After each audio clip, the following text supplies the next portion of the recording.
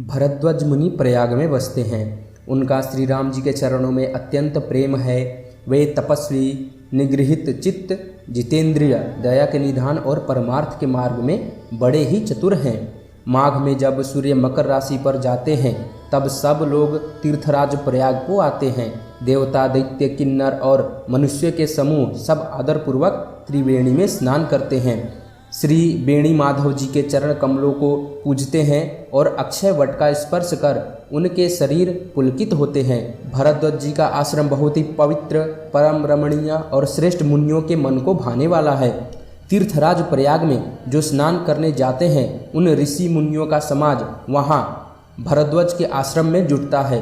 प्रातःकाल सब उत्साहपूर्वक स्नान करते हैं और फिर परस्पर भगवान के गुणों की कथाएं कहते हैं। ब्रह्मा का निरूपण, धर्म का विधान और तत्वों के विभाग वर्णन करते हैं तथा ज्ञान वैराग्य से युक्त भगवान की भक्ति का कथन करते हैं।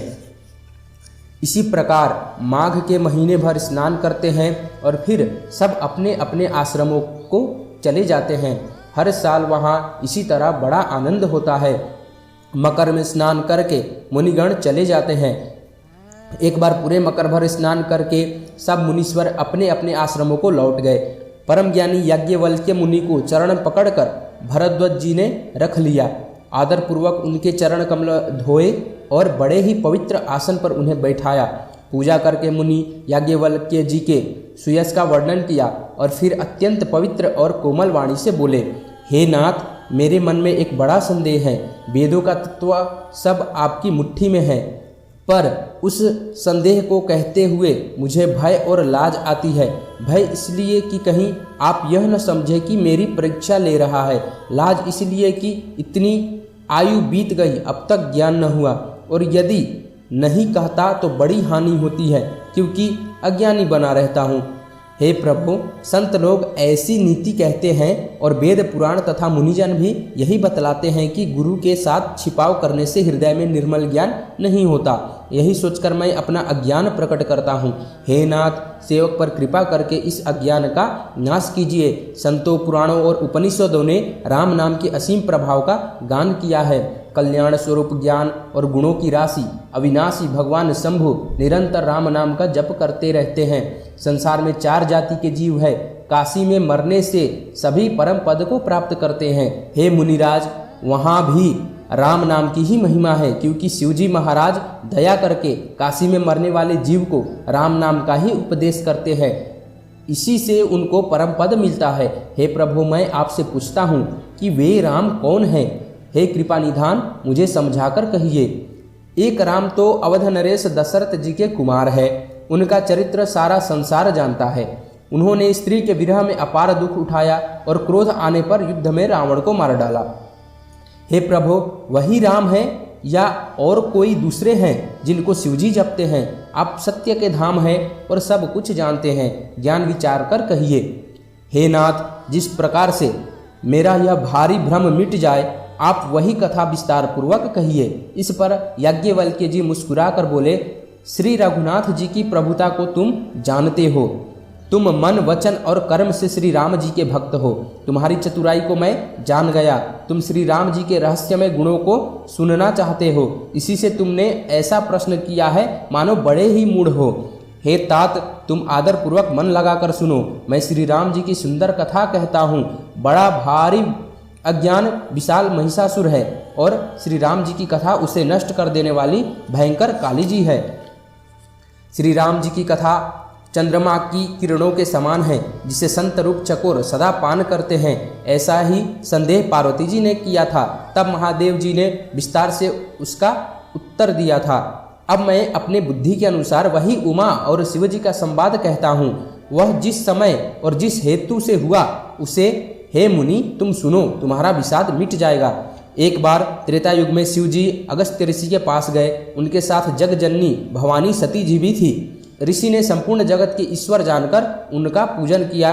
मुनिवर अगस्त्य जी ने राम कथा विस्तार से कही, जिसको महेश्वर ने परम सुख मानकर सुना। फिर ऋषि ने शिवजी से सुंदर हरिभक्ति पूछी और शिवजी ने उनको अधिकारी पाकर रहस्य सहित भक्ति का निरूपण किया।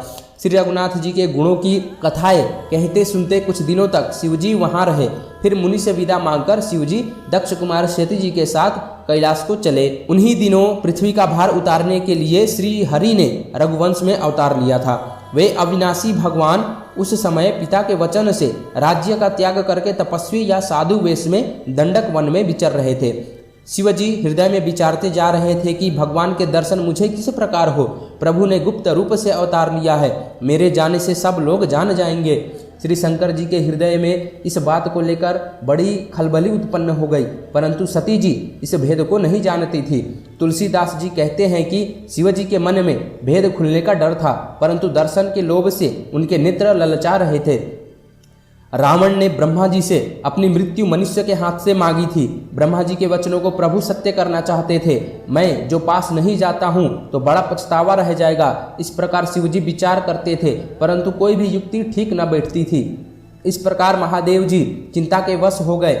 उसी समय नीच रावण ने जाकर मारीच को साथ लिया और वह मारीच तुरंत कपट मृग बन गया। मूर्ख रावण ने छल करके सीता जी को हर लिया। उसे श्री रामचंद्र जी के वास्तविक प्रभाव का कुछ भी पता न था। मृग को मारकर भाई लक्ष्मण सहित श्री हरि आश्रम में आए और उसे खाली देखकर उनके नेत्रों में आंसू भर आए। श्री रघुनाथ जी मनुष्यों की भांति विरह से व्याकुल है और दोनों भाई वन में सीता को खोजते हुए फिर रहे हैं, जिनके कभी कोई संयोग वियोग नहीं है। उनमें प्रत्यक्ष विरह का दुख देखा गया। श्री रघुनाथ जी का चरित्र बड़ा ही विचित्र है। उसको पहुँचे हुए ज्ञानी जन ही जानते हैं। जो मंद बुद्धि है वे तो विशेष रूप से मोह के वश होकर हृदय में कुछ दूसरी ही बात समझ बैठते हैं।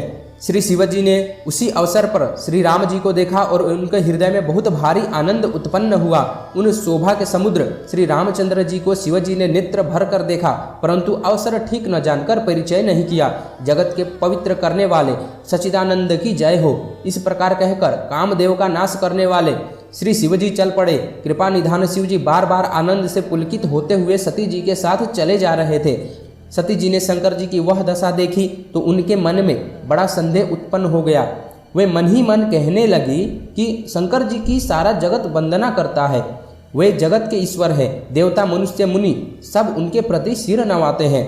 उन्होंने एक राजपुत्र को सच्चिदानंद परम धाम कहकर प्रणाम किया और उसकी शोभा देखकर वे इतने प्रेम मग्न हो गए कि अब तक उनके हृदय में प्रीति रोकने से भी नहीं रुकती। जो ब्रह्म सर्वव्यापक माया रहित अजन्म अगोचर इच्छा रहित और भेद रहित है और जिसे वेद भी नहीं जानते, क्या वह देह धारण करके मनुष्य हो सकता है? देवताओं के हित के लिए मनुष्य शरीर धारण करने वाले जो विष्णु भगवान हैं, वे भी शिव जी की ही भांति सर्वज्ञ हैं। वे ज्ञान के भंडार लक्ष्मीपति और असुरों के शत्रु भगवान विष्णु क्या अज्ञानी की तरह स्त्री को खोजेंगे? फिर शिव जी के वचन भी झूठे नहीं हो सकते। सब कोई जानते हैं कि शिवजी सर्वज्ञ हैं। सती के मन में इस प्रकार अपार संदेह खड़ा हुआ। इस किसी तरह भी उनके हृदय में ज्ञान का प्रादुर्भाव नहीं होता था। यद्यपि भवानी जी ने प्रकट कुछ नहीं कहा, पर अंतर्यामी शिवजी सब जान गए। वे बोले, हे सती सुनो, तुम्हारा स्त्री स्वभाव है, ऐसा संदेह मन में कभी न रखना चाहिए। जिनकी कथा का अगस्त्य ऋषि ने गान किया और जिनकी भक्ति मैंने मुनि को सुनाई, वे वही मेरे इष्ट देव श्री रघुवीर जी है, जिनकी सेवा ज्ञानी मुनि सदा किया करते हैं। ज्ञानी मुनि योगी और सिद्ध निरंतर निर्मल चित्त से जिनका ध्यान करते हैं तथा वेद पुराण और शास्त्र नेति नेति कहकर जिनकी कीर्ति गाते हैं, उन्हीं सर्वव्यापक समस्त ब्रह्मांडों के स्वामी मायापति नित्य परम स्वतंत्र ब्रह्मरूप भगवान श्री राम जी ने अपने भक्तों के हित के लिए अपनी इच्छा से रघुकुल में मणि रूप में अवतार लिया है। यद्यपि शिवजी ने बहुत बार समझाया, फिर भी सती जी के हृदय में उनका उपदेश नहीं बैठा। तब महादेव जी मन में भगवान की माया का बल जानकर मुस्कुराते हुए बोले, जो तुम्हारे मन में बहुत संदेह है तो तुम जाकर परीक्षा क्यों नहीं लेती? जब तक तुम मेरे पास लौट आओगी तब तक मैं इसी बड़ की छांव में बैठा हूँ। जिस प्रकार तुम्हारा यह अज्ञान जनित भारी भ्रम दूर हो, भली भांति विवेक के द्वारा सोच समझकर तुम वही करना। शिवजी की आज्ञा पाकर सती चली और मन में सोचने लगी कि भाई क्या करूं, कैसे परीक्षा लूं। इधर शिवजी ने मन में ऐसा अनुमान किया कि दक्ष कन्या सती का कल्याण नहीं है। जब मेरे समझाने से भी संदेह दूर नहीं होता तब मालूम होता है विधाता ही उल्टे हैं। अब सती का कुशल नहीं है, जो कुछ राम ने रच रखा है वही होगा। तर्क करके कौन शाखा बढ़ावे। मन में ऐसा कहकर शिवजी भगवान श्री हरि का नाम जपने लगे और सती जी वहीं गई जहां सुख के धाम प्रभु श्री रामचंद्र जी थे। सती बार बार मन में विचार कर सीता जी का रूप धारण करके उस मार्ग की ओर आगे होकर चली जिससे सती जी के विचारा अनुसार मनुष्यों के राजा रामचंद्र जी आ रहे थे। सती जी के बनावटी वेश को देखकर लक्ष्मण जी चकित हो गए और उनके हृदय में बड़ा भ्रम हो गया। वे बहुत गंभीर हो गए, कुछ कह न सके। धीर बुद्धि लक्ष्मण प्रभु रघुनाथ जी के प्रभाव को जानते थे। सब कुछ देखने वाले और सबके हृदय को जानने वाले देवताओं के स्वामी श्री रामचंद्र जी सती के कपट को जान गए। जिनके स्मरण मात्र से अज्ञान का नाश हो जाता है वही सर्वज्ञ भगवान श्री रामचंद्र जी है। स्त्री स्वभाव का असर तो देखो कि वहाँ उन सर्वज्ञ भगवान के सामने भी सती जी छिपाव करना चाहती है। अपनी माया के बल को हृदय में बखान कर श्री रामचंद्र जी हंसकर कोमल वाणी से बोले। पहले प्रभु ने हाथ जोड़कर सती को प्रणाम किया और पिता सहित अपना नाम बताया। फिर कहा कि वृषकेतु शिवजी कहाँ है? आप यहाँ वन में अकेली किस लिए फिर रही हैं? श्री रामचंद्र जी के कोमल और रहस्य भरे वचन सुनकर सती जी को बड़ा संकोच हुआ। वे डरती हुई चुपचाप शिवजी के पास चली गई। उनके हृदय में बड़ी चिंता हो गई कि मैंने शंकर जी का कहना न माना और अपने अज्ञान का श्री रामचंद्र जी पर आरोप किया। अब जाकर मैं शिव जी को क्या उत्तर दूंगी? ये सोचते सोचते सती जी के हृदय में अत्यंत भयानक जलन पैदा हो गई। श्री रामचंद्र जी ने जान लिया कि सती जी को दुख हुआ। तब उन्होंने अपना कुछ प्रभाव प्रकट करके उन्हें दिखलाया। सती जी ने मार्ग में जाते हुए यह कौतुक देखा कि श्री रामचंद्र जी सीता जी और लक्ष्मण जी सहित आगे चल रहे हैं। इस अवसर पर सीता जी को इसलिए दिखाया कि सती जी श्री राम के सच्चिदानंदमय रूप को देखे, वियोग और दुख की कल्पना जो उन्हें हुई थी वह दूर हो जाए तथा वे प्रकृतिस्थ हो। तब उन्होंने पीछे की ओर फिरकर देखा तो वहां भी भाई लक्ष्मण जी और सीता जी के साथ श्री रामचंद्र जी सुंदर वेश में दिखाई दिए। वे जिधर देखती उधर ही प्रभु श्री रामचंद्र जी विराजमान हैं और सुचतुर सिद्ध मुनीश्वर उनकी सेवा कर रहे हैं। सती जी ने अनेक शिव, ब्रह्मा और विष्णु देखे जो एक से एक बढ़कर असीम प्रभाव वाले थे। उन्होंने देखा कि भांति भांति के वेश धारण किए सभी देवता श्री रामचंद्र जी की चरण वंदना और सेवा कर रहे हैं। उन्होंने अनगिनत अनुपम सती, ब्रह्माणी और लक्ष्मी जी देखी। जिस जिस रूप में ब्रह्मा आदि देवता थे उसी के अनुकूल रूप में उनकी ये सब शक्तियां भी थी। सती जी ने जहां तहां जितने रघुनाथ जी देखे शक्तियों सहित वहां उतने ही सारे देवताओं को भी देखा। संसार में जो चराचर जीव है वे भी अनेक प्रकार से सब देखे। उन्होंने देखा कि अनेकों वेश धारण करके देवता प्रभु श्री रामचंद्र जी की पूजा कर रहे हैं, परंतु श्री रामचंद्र जी का दूसरा रूप कहीं नहीं देखा। सीता सहित श्री रघुनाथ जी बहुत से देखे परंतु उनके वेश अनेक नहीं थे। सब जगह वही रघुनाथ जी, वही लक्ष्मण और वही सीता जी। सती ऐसा देखकर बहुत ही डर गई। उनका हृदय कांपने लगा और देह की सारी शुद्ध बुद्ध जाती रही। वे आंख मूंद कर मार्ग में बैठ गई। फिर आंख खोलकर देखा तो वहां दक्ष कुमारी सती जी को कुछ भी न दिख पड़ा। तब वे बार बार श्री रामचंद्र जी के चरणों में सिर नवाकर वहां चली जहां श्री शिवजी थे। जब पास पहुंची तब श्री शिवजी ने हंसकर कुशल प्रश्न करके कहा कि तुमने राम जी की किस प्रकार परीक्षा ली? सारी बात सच सच कहो।